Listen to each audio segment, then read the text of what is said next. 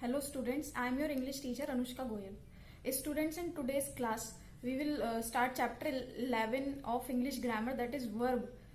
We will learn about verb and its kinds. So let's start. Chapter 11 Verbs. Verbs मतलब क्रिया. A verb is the word that expresses an action, a happening or a state and a condition. Verb जो होती है वो ऐसा word होता है जो क्या एक्सप्रेस करे, क्या दर्शा रहा है, कोई काम मतलब कोई एक्शन या हैपनिंग या दशा या फिर किसी की condition. For example, he gave me his book. He gave me his book में क्या है, इसका अगर हम हिंदी में ट्रांसलेट करेंगे इस सेंटेंस को तो हो जाएगा उसने मुझे अपनी बुक दी. तो इसमें क्या किया, इसमें क्या हो गया, verb gave. The boys are playing a match in the ground.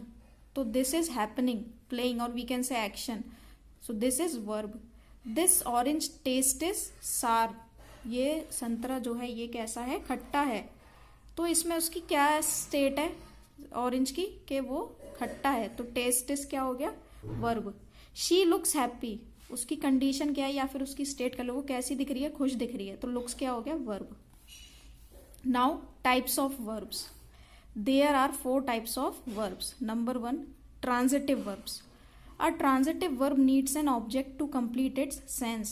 Children, in our previous class, I told you that sentence has 2 parts, that is subject and predicate.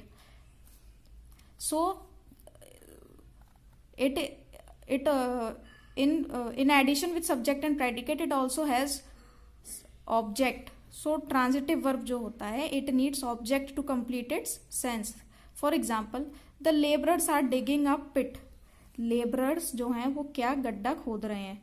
तो डिगिंग हो गया वर्ब, और क्या डिग कर रहे हैं, पिट, गड्ढा. तो ये क्या हो गया, transitive verb, because in this verb requires an object to complete its sense. So this is transitive verb. They have been playing a match for 2 hours. वे 2 घंटे से मैच खेल रहे हैं. तो वर्ब तो हो गया मैच, सॉरी वर्ब हो गया प्लेइंग, के दे हैव बीन प्लेइंग, और क्या खेल रहे हैं, मैच खेल रहे हैं. तो it also needs an object.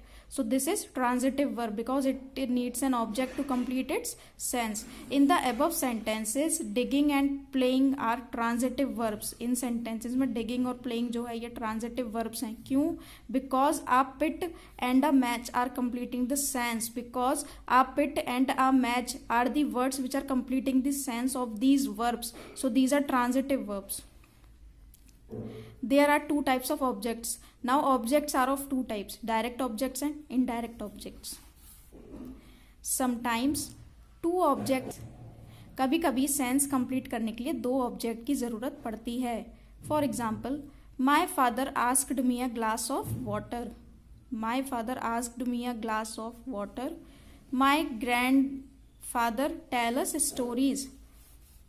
My grandfather tell us stories. So in the above sentences, a glass of water and stories are direct objects, while me and us are indirect objects. Therefore, if whom is added to a verb, that is indirect object, while if what is added to a verb, that is direct object. मतलब आ glass of, इसमें मतलब ये बोला जा रहा है कि my father asked me a glass of water, my grandfather tell us stories में आ ग्लास ऑफ वाटर जो है वो क्या है, डायरेक्ट ऑब्जेक्ट. और इसमें स्टोरी जो है ये भी डायरेक्ट ऑब्जेक्ट है. और जो मी है और ऐसा ये इनडायरेक्ट ऑब्जेक्ट है. क्यों, अब आप कैसे रिकॉग्नाइज करेंगे कि डायरेक्ट ऑब्जेक्ट क्या है और इनडायरेक्ट ऑब्जेक्ट क्या है. तो अगर आप वर्ब का ये पूछ रहे हो हुम, कौन, तो वो होगा डायरेक्ट ऑब्जेक्ट, सॉरी वो होगा इनडायरेक्ट ऑब्जेक्ट. तो इसमें हुम कौन हो गया, माई फादर आस्क्ड टू हुम, मी. तो मी क्या हो गया, इनडायरेक्ट ऑब्जेक्ट हो गया. और इसमें my father tell us stories में हुम क्या हो गया, अस.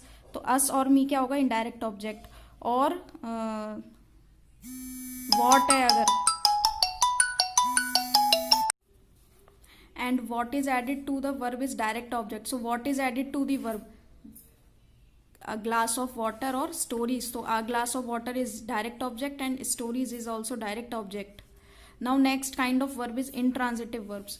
Intransitive verb needs no object to complete its sense. Intransitive verb जो होते हैं उनको ऑब्जेक्ट की जरूरत नहीं पड़ती अपना सेंस कंप्लीट करने के लिए. For example the baby is weeping, तो सिंपली बोला द बेबी इज वीपिंग, तो ये क्या है, वर्ब. वर्ब के लिए क्या आगे कोई ऑब्जेक्ट नहीं है, तो ये क्या हो गया, intransitive verb. A dog was sleeping under the cot. A dog was sleeping under the cot में स्लीपिंग हो गया वर्ब. कैसा, इंट्रांजिटिव, क्योंकि it does not have any what do we call that, object. Now next kind of verb is linking verbs. Though several verbs need no object yet something that will complete sense is needed, they are called linking verbs. भले ही बहुत verb ऐसी होती है जिसमें object की जरूरत नहीं पड़ती, लेकिन उसमें कुछ ऐसी चीज ऐड करने की जरूरत पड़ती है जो उसका सेंस कंप्लीट कर रही है, वो कहलाती है linking verb. For example Kapil Dev was a cricketer, तो Kapil Dev was a cricketer में वॉज होगा या लिंकिंग वर्ब, क्योंकि वो बता रहा है कि कपिल देव क्रिकेटर थे. My mother is not feeling well, तो my mother is not feeling well में इज बता रहे कि मेरी मम्मी की तबीयत सही नहीं है, तो ये क्या है, लिंकिंग वर्ब. और you can also call these helping verbs. In the above sentences, was and is are linking verbs. A cricketer, well are added to complete the sense, so they are complements. और इनके आगे लग रहा है cricketer और feeling well, तो ये क्या है, complements. Now next, last kind of verb is auxiliary verbs. Auxiliary verbs can be called helping verbs as they help the main verbs. Auxiliary verbs को हेल्पिंग वर्ब भी कहा जाता है क्योंकि मेन वर्ब की हेल्प करती हैं. The baby is crying loudly, तो the baby is crying loudly में मेन वर्ब हो गया क्राइंग, इसके साथ लग रहा है इज, तो ये क्या है, helping verb, auxiliary verb. Auxiliary verb is also known as helping verb. I shall go to my school in time, तो I shall go to my school in time में गो हो गया मेन वर्ब और उसके साथ लग रहा है helping verb shall. Some verbs are made up of 2 और मोर वर्ड्स. कुछ वर्ब ऐसी होती हैं जो 2 या 2 से ज्यादा शब्दों से बनी होती हैं, जैसे कि the shoe makers have been selling shoes since long period. Shoe makers have been selling shoes since long period में हैव हो गया वर्ब, और the baby has been crying for half an hour, ये भी हो गया वर्ब, लेकिन इनके साथ क्या लग रहा है, बीन लग रहा है साथ में. सो दीज आर दो सम वर्ब्स विच नीड 2 और मोर वर्ड्स.